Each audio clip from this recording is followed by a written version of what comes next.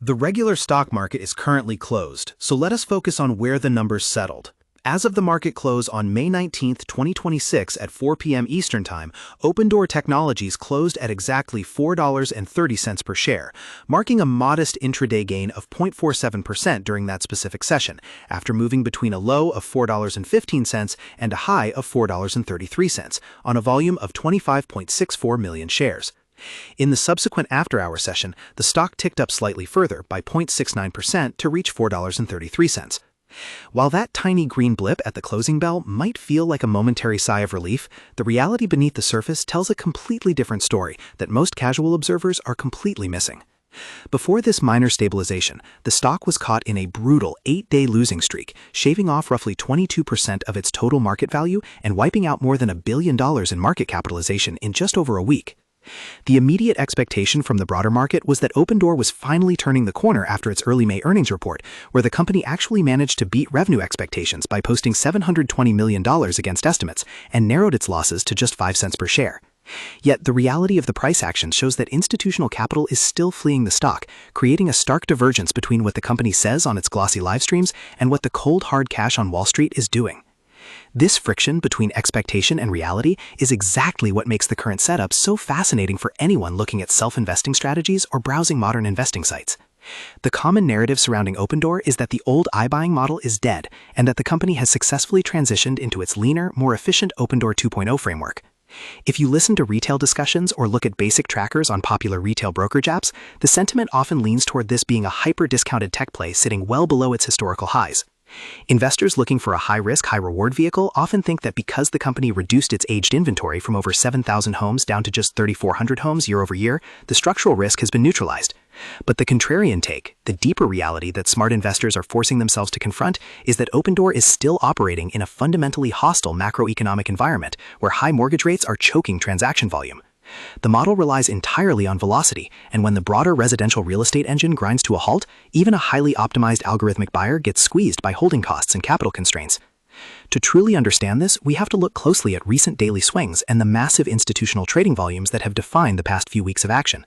When you track institutional activity across major execution venues, you notice that large block orders have heavily favored the sell side during this recent leg down. Even though the executive team has been actively presenting at major investment bank conferences, including a major presentation just this week at a global technology, media, and communications conference, the institutional community remains deeply skeptical. This skepticism isn't just about the company itself, it is about how the broader sector momentum is shifting. When you look at macro assets like Tesla stock or Apple stock, or even the institutional darling Nvidia stock, money flows to where there is massive structural pricing power and predictable cash flow. When asset managers rebalance an individual brokerage account or fine-tune an automated model like the Schwab Intelligent Portfolio System, they look at capital efficiency. Right now, algorithmic real estate models do not look capital efficient compared to software or semiconductors, causing a quiet institutional exodus that easily overpowers retail buying. The trading dynamics on platforms like the Robinhood app or via professional setups like the Interactive Brokers platform show a massive tug of war.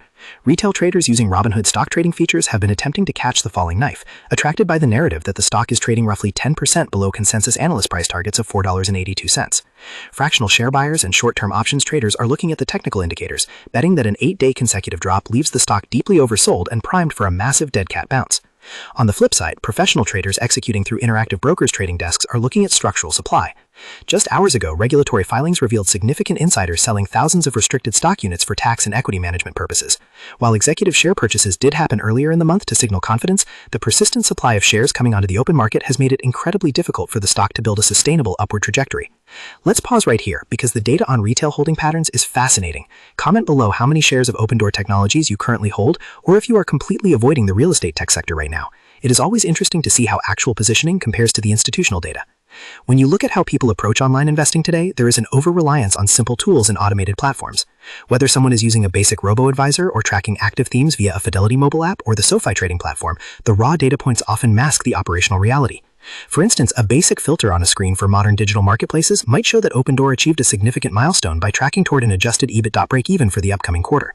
To an algorithm running an intelligent portfolio, that looks like an open and shut buy signal based on improving financial health.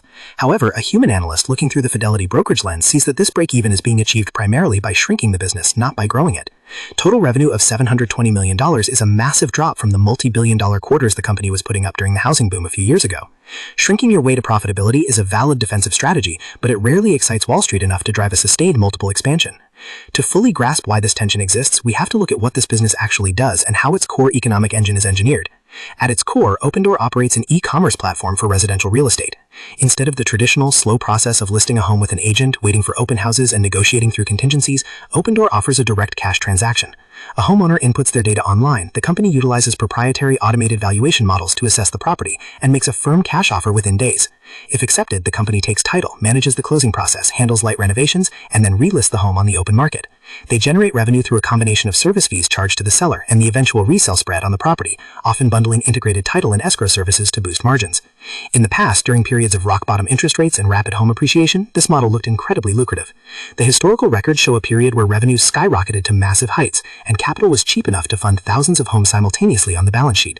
But the fatal flaw in the initial iteration, what critics called Opendoor 1.0, was its vulnerability to sudden shifts in asset pricing.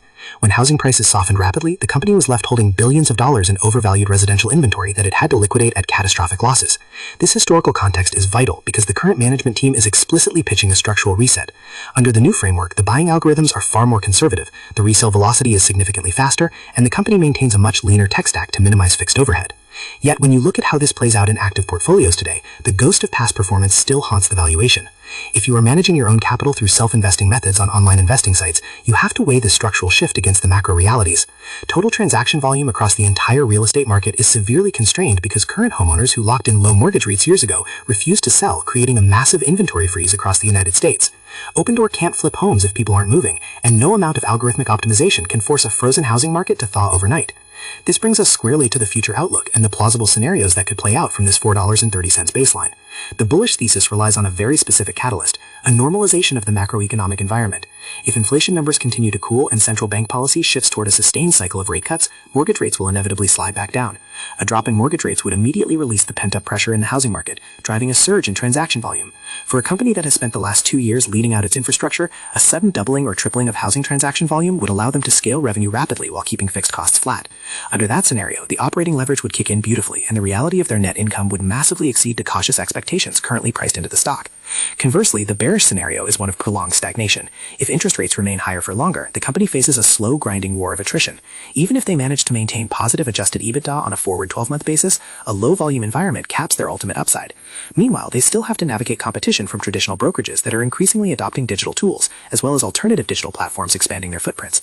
If the company cannot scale its volume significantly above current levels, the market may continue to treat it as a niche real estate service provider rather than a high-flying technology platform, limiting its stock performance to sideways consolidation or further downward drift if capital reserves get depleted.